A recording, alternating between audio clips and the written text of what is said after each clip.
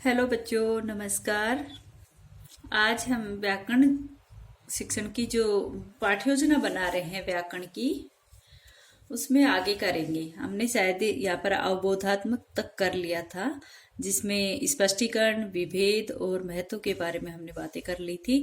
इसमें जो व्यवहारगत परिवर्तन जो है, अपेक्षित व्यवहारगत परिवर्तन है, उसमें जैसे अवबोधात्मक, जैसे विद्यार्थी कारण व तर्क के माध्यम से संधि को समझ सकेंगे।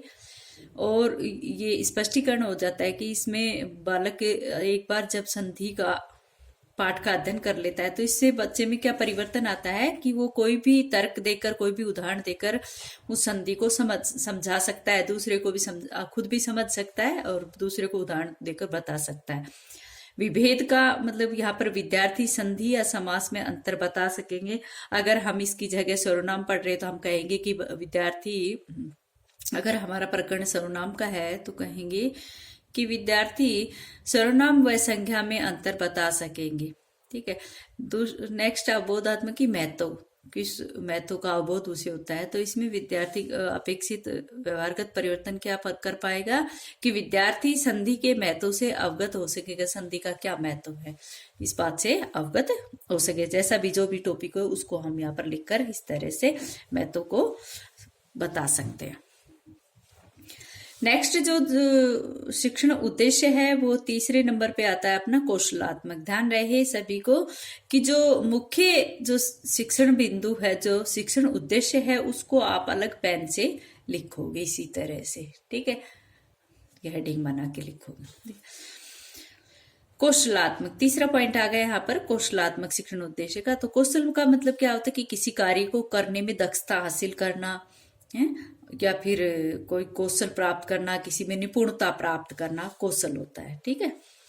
विद्यार्थी भाषा के प्रयोग की शुद्धि और अशुद्धि का युक्ति संगत निराकरण करने का कौशल प्राप्त कर सकेंगे। कहने का अर्थ है कि विद्यार्थी भाषा के प्रयोग की जो शुद्ध रूप है या अशुद्ध रूप है, उस सब की युक्ति संगत निराकरण कर सकेंगे।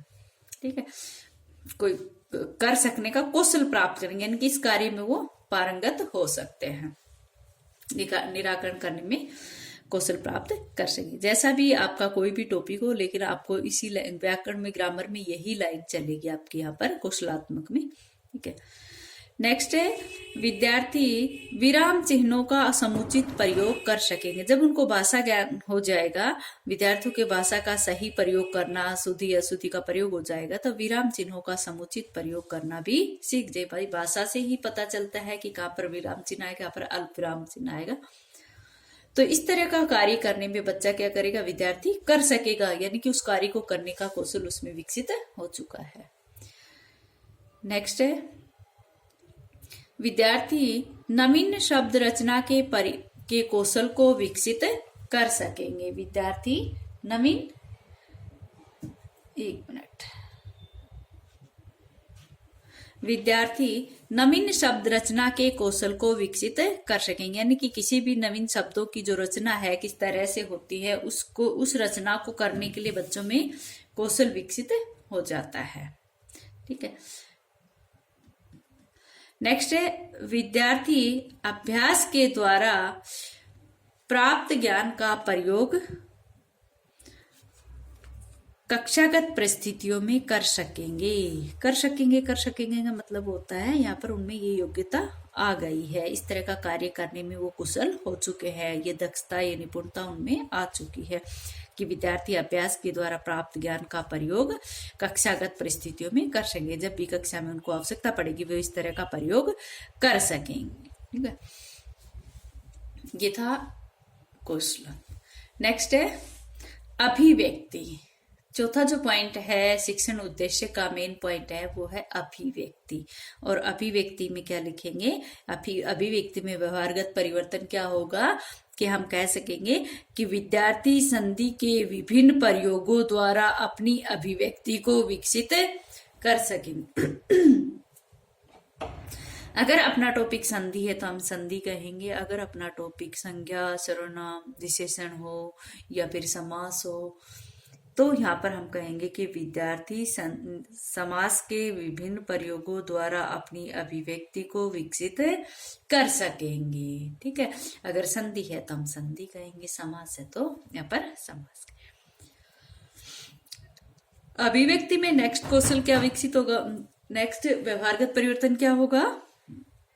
विद्यार्थी संधि युक्त शब्दों को संकलित करने की प्रगति विकसित कर सकेंगे। विद्यार्थी संधि युक्त शब्दों की संकलित करने की प्रगति विकसित कर सके। अगर संधि है तो संधि, अगर समास है तो समास, और संज्ञा है तो संज्ञा, सभी प्रकार के शब्दों को संकलित करने की प्रगति विकसित करेंगे, क्योंकि विद्यार्थी यहाँ पर अभिव्यक्ति दे रहा है। नेक्स्ट व्यवहारगत परिवर्तन क्या होगा इसमें? विद्यार्थी मौखिक रूप से गुण संधि को अभिव्यक्त कर सकेंगे। कैसा भी टॉपिक हो, आपका प्रकरण हो, आप उसको इसी तरह से लिखोगे कि विद्यार्थी मौखिक रूप से गुण संधि को अभिव्यक्त कर सकेंगे। अगर यहाँ पर समास का टॉपिक है तो यहाँ पर समास लिखोगे कि विद्यार्थी मौखिक रूप से समास युक्त शब्दों को अभिव्यक्त कर सकेंगे। इस तरह की अभिव्यक्ति यहाँ पर भी चेंज हो जाएगा, यहाँ पर भी ये लाइन चेंज हो जाएगी। ठीक है,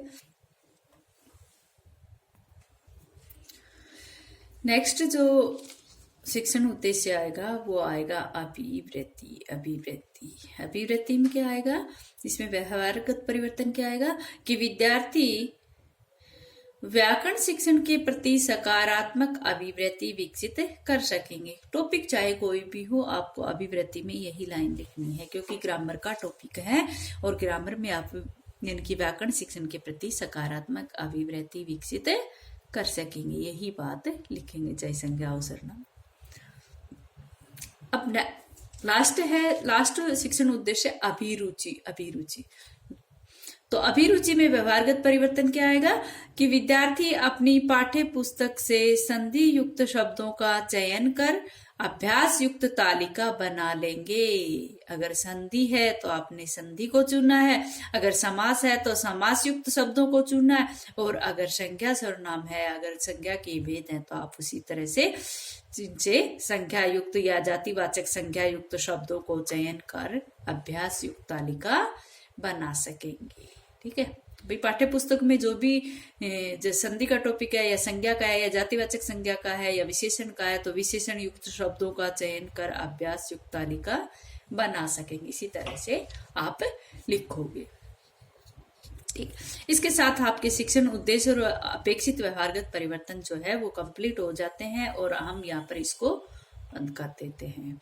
नेक्स्ट वही विधि और प्रविधि, व्याख्या विधि और प्रश्नोत्तर विधि। ठीक है, सहायक सामने इससे अलावा अगर कोई और विधि आप प्रयोग करोगे तो उसको भी आप संश्लेषण विश्लेषण विधि या आगमन निगमन विधि, इस तरह से आप ग्रामर में आगमन निगमन विधि का प्रयोग करते हो तो यहाँ पर आप आगमन निगमन विधि का भी प्रयोग करोगे। ठीक है, सहायक सामग्री इसमें वही चौक, लपेट फलक, झाड़न, पाठ्य पुस्तक, ये चौक वैसे इंग्लिश शब्द आता है, यहाँ पर आप इसको श्वेतवर्तिका भी लिख सकते हो। नेक्स्ट है पूर्व ज्ञान। पूर्व ज्ञान क्या था? विद्यार्थी गुण संधि के बारे में जानते थे, ये लिख सकते हो। विद्यार्थी गुण संधि के बारे में सामान्य जानकारी रखते या सामान्य जानकारी रखते हैं, तो इस तरह से भी लिख सकते हो, या विद्यार्थी गुण संधि के बारे में जानते हैं, इस तरह भी लिख। ठीक, इसकी बजाय आपको ये लिखना पड़ेगा कि विद्यार्थी संधि के बारे में सामान्य जानकारी रख सकते हैं, गुण संधि के बारे में सामान्य जानकारी रखते हैं, ये पूर्व ज्ञान है। ठीक है, यहाँ पर गुण संधि के बारे में जानते हैं तो यहाँ पर इसका मतलब यहाँ पर आगे पढ़ाने का कोई औचित्य नहीं, क्योंकि बच्चे तो पहले ही अवगत। पूर्व ज्ञान क्या हुआ? पूर्व ज्ञान है तो उसका मतलब उनको उससे आगे पढ़ाना पड़ेगा। अब प्रस्तावना आ जाओ। प्रस्तावना उसी तरह से पांच क्वेश्चन के क्रम संख्या, छात्र अध्यापिका क्रिया, छात्र क्रिया। जैसे इन्होंने प्रस्तावना क्या बना रखी है देखो, इसके साथ आपको पता चल जाएगा ग्रामर की प्रस्तावना कैसे। प्रस्तावना बनाने का तरीका सबका सेम है, बस यही है कि जो क्वेश्चनों में जो तारतम्यता होती है वो होनी चाहिए, जो निम्न से उसकी तरफ जो इसकी क्रमबद्धता चलती है वो होनी चाहिए। जो आंसर है जो उसका प्रयोग अगले नेक्स्ट उत्तर में क्वेश्चन में होना चाहिए। इस तरह की यही बातें ध्यान में रखनी पड़ती है। और लास्ट जो क्वेश्चन है वो समस्यात्मक होना चाहिए। ठीक है, जैसे इन्होंने बना रखी हमारी राष्ट्रभाषा का नाम बताओ। हिंदी। हिंदी में कितनी विधाएं होती है? 3। तीनों विधाओं के नाम बताए तो यहाँ पर बताएंगे गद्य, पद्य, व्याकरण। व्याकरण में हम क्या क्या पढ़ते हैं? संधि, समास, उपसर्ग। गुण संधि के बारे में यहाँ पर हम कहेंगे संधि के बारे में या गुण संधि के बारे में। उपसर्ग पढ़ाना है तो उपसर्ग के बारे में आप क्या जानते हो? लास्ट वाला क्वेश्चन जो है वो आपका प्रकरण होता है और वो समस्यात्मक होना चाहिए। अच्छा बच्चों, आज इतना ही।